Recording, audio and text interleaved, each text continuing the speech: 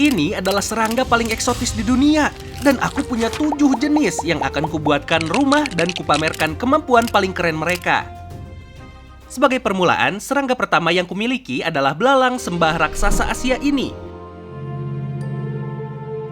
Meskipun terlihat sangat agung, dia diam-diam adalah monster yang melahap mangsanya selagi masih hidup. Tapi untuk bisa melihatnya, aku perlu menciptakan kembali lingkungan alaminya di dalam kandang kecil ini. Jadi aku membangunnya dengan segala macam hal seperti kulit kayu dan lumut. Tak lama kemudian kandangnya selesai dan siap untuk si belalang sembah. Belalang sembah sebenarnya punya duri kecil yang tajam di sekujur kakinya, yang memungkinkan mereka mencengkram permukaan yang sangat halus seperti kaca. Dan karena belalang sembah ini sangat cantik, aku akan memberinya nama yang cantik pula. Jadi semuanya, sambutlah Bertrude. Tapi Bertrude bukan satu-satunya yang hidup di kandang ini, karena baru saja aku menaruh beberapa jangkrik di dalamnya. Segera setelah Bertrude merasakannya, dia bergegas menuju mangsanya dengan insting pembunuh. Beberapa detik kemudian, jangkrik itu sekarang remuk oleh cakar Bertrude dan dicabik-cabik oleh mulut aliennya. Tapi saat belalang sembah itu menikmati makanannya, jangkrik lain berjalan lewat. Jadi dia menyambarnya dan mulai memakan 2 jangkrik sekaligus. Jelas, dia cukup lapar. Bertrude ini jelas menjadi salah satu serangga paling keren yang pernah kulihat. Serius, dia terlihat seperti King Kong sekarang. Tapi masih ada 6 spesies serangga gila lagi yang akan kutunjukkan di video ini. Termasuk pembunuh sapi yang dikenal memiliki sengatan paling menyakitkan di seluruh dunia. Dan aku akan memegangnya. Iya. Tapi sebelum membahas pembunuh sapi, mari kita sambut serangga nomor 2. Kumbang rusa metalik. Nah, ini benar-benar serangga eksotis. Maksudku, dia benar-benar terlihat seperti berasal dari masa depan. Spesies ini memiliki rahang terbesar di antara semua spesies. Dan jujur, rahang besar yang tajam itu membuatku takut untuk mengambilnya. Jadi aku hanya akan mengambilnya dengan tutup ini. Untuk kandangnya, aku menggunakan tangki berukuran 14x8 inci ini. Dan perhatikan ini, ketika aku bertepuk tangan di depan terarium, kandang itu akan langsung selesai dalam 3, 2, 1. Boom! Itu transisi yang super mulus. Seperti yang kamu lihat, di sini banyak sekali barang seperti kulit kayu dan lumut sphagnum yang akan sempurna untuk tempat persembunyian kumbang. Ngomong-ngomong soal kumbang, tentu saja aku perlu memberinya nama, karena ya kamu tahu dia adalah kumbang terbaik dan paling keren yang pernah ada. Dan aku menamainya Paul McCartney, karena aku merasa nama itu sangat cocok untuknya. Kamu tahu, dia terlihat seperti Paul. Ngomong-ngomong, meskipun Paul memiliki rahang yang sangat besar ini, dia bahkan gak menggunakannya untuk memakan mangsa, karena dia adalah herbivora yang membosankan. Jadi untuk memberinya makan, aku hanya mengambil jeruk. Masukin ke dalam. Aku juga menaruh sedikit jeli kumbang ini, karena aku rasa mereka juga suka makan ini. Tapi, Paul adalah kumbang jantan dan dia terlihat cukup kesepian, jujur deh. Jadi, aku juga mendapatkan betina dari spesies yang sama yang sejujurnya jauh lebih jelek daripada Paul karena dia nggak punya rahang sekeren itu. Tapi aku tetap memasukkannya, dan tak lama kemudian dia mulai berkeliaran. Akhirnya dia bahkan memanjat punggung Paul saat dia tertidur, yang sepertinya mengganggunya dan dia bangun dan berjalan pergi. Bukan awal yang baik untuk hubungan kumbang ini. Tapi aku yakin Paul dan betina baru ini pada akhirnya akan menikmati rumah mereka bersama dan bahkan mungkin punya bayi kumbang kecil. Dan ingat, nanti aku akan membawa tawon pembunuh sapi yang konon sengatannya cukup kuat untuk membunuh seekor sapi sungguhan.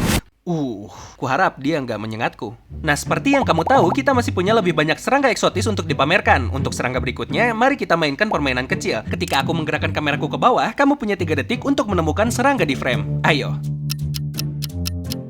Udah ketemu belum?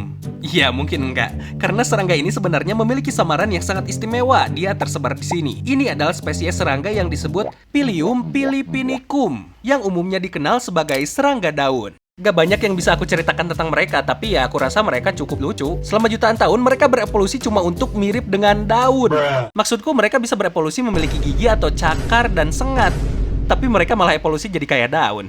Nah, untuk rumah mereka, aku mendapatkan terarium kaca yang sedikit lebih besar karena kita punya 4 jagoan ini, yang semuanya pada akhirnya akan tumbuh menjadi sekitar 5 kali lebih besar. Jadi aku butuh banyak ruang. Akan kubuat ini terlihat seperti bioma padang rumput. Jadi aku mendapatkan rumput buatan, dan aku juga menaruh banyak cabang pohon di sekeliling tangki agar serangga daun bisa berpura-pura menjadi daun. Seperti takdir mereka. Selamat datang di rumah barumu, boys. Kuharap kalian menyukainya. Atau girls, aku nggak tahu apakah mereka jantan atau betina. Sebagian besar daun kecil itu hanya berjalan-jalan dan menikmati diri mereka sendiri. Tapi, beberapa serangga daun mulai memuji para dewa atau semacamnya dengan mengangkat tangan mereka ke udara dan melakukan semacam ritual.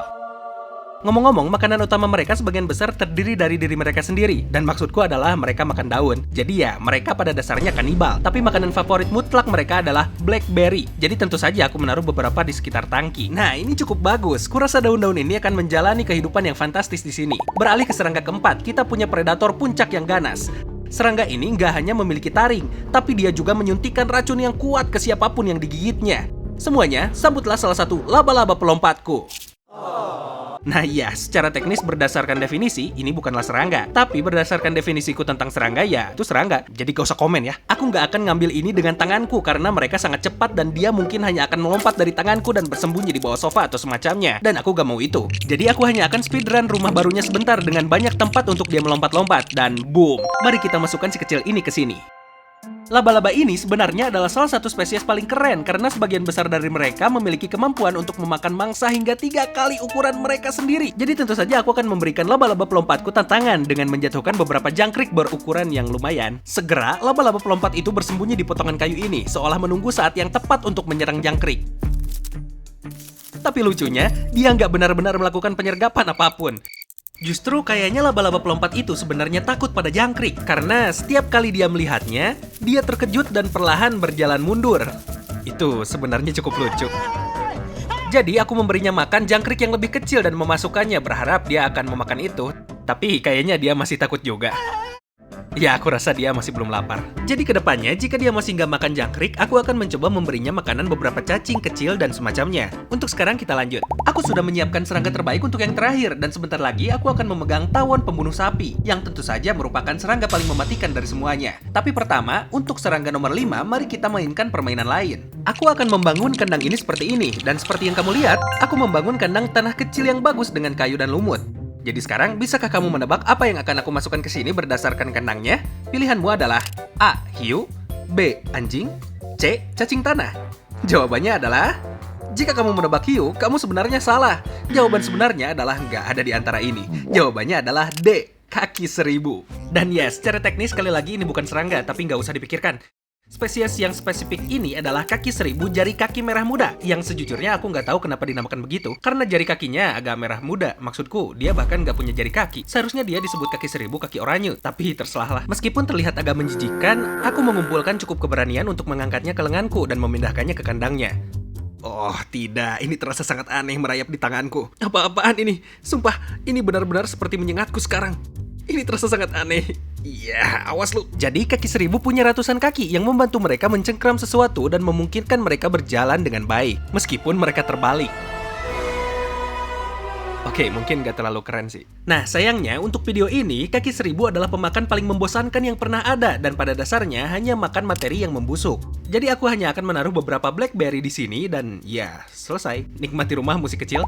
Sekarang untuk serangga nomor 6, yang kebetulan adalah salah satu yang paling unik. Kalian lihat, semua serangga lain yang kutunjukkan hidup di darat. Nah, yang ini justru hidup di bawah air.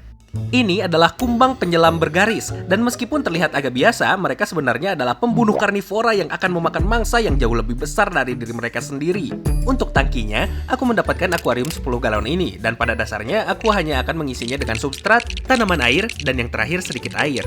Nah, hal terbaik tentang mereka adalah mereka bahkan gak butuh filter air, karena mereka jauh lebih sedikit terpengaruh oleh variabilitas konsentrasi nitrogen atau fosfor karena mereka nggak bernafas. Jadi, ya mari kita masukkan mereka.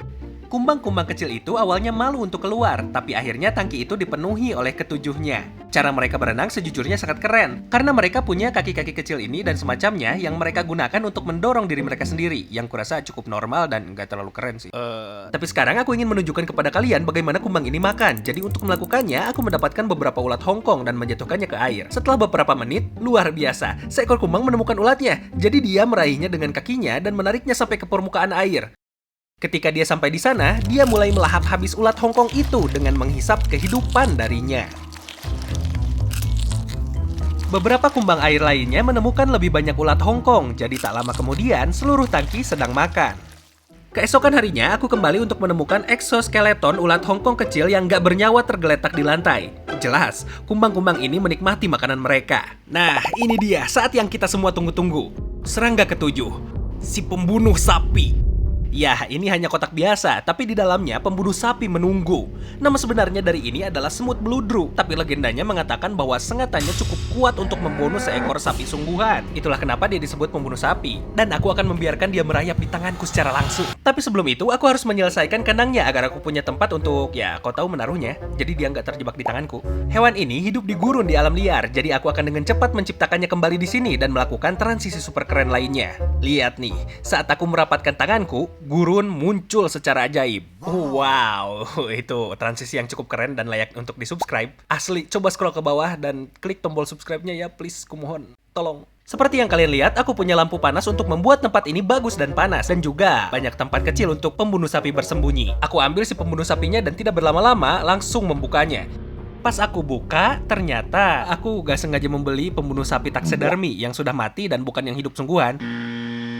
Jadi tentu saja aku pergi untuk membeli yang benar-benar hidup secara online. Sayangnya, aku mengetahui bahwa kamu hanya bisa mendapatkannya saat sedang musimnya, yaitu di Juli hingga Oktober. Karena sekarang bulan April, jadi kita gak akan mungkin mendapatkan pembunuh sapinya sekarang. Jadi ya, maaf ya, kena sedikit clickbait. Tapi aku nggak akan menarik diri dari tantangan ini. Dan segera setelah kita mencapai bulan Juli, aku akan membeli salah satu dari mereka dan membuat seluruh video khusus tentangnya. Dan aku akan melakukan lebih banyak dari yang kujanjikan di video ini. Ini akan benar-benar gila. Jadi jika kamu ingin melihat video itu setelah ditayangkan, silahkan subscribe ke channel ini, agar YouTube akan menunjukkannya kepadamu. Ngomong-ngomong, kuharap kalian menganggap 6 spesies serangga lain yang kutunjukkan cukup menghibur. Dan kuharap kalian siap untuk melihat video khusus pembunuh sapi itu.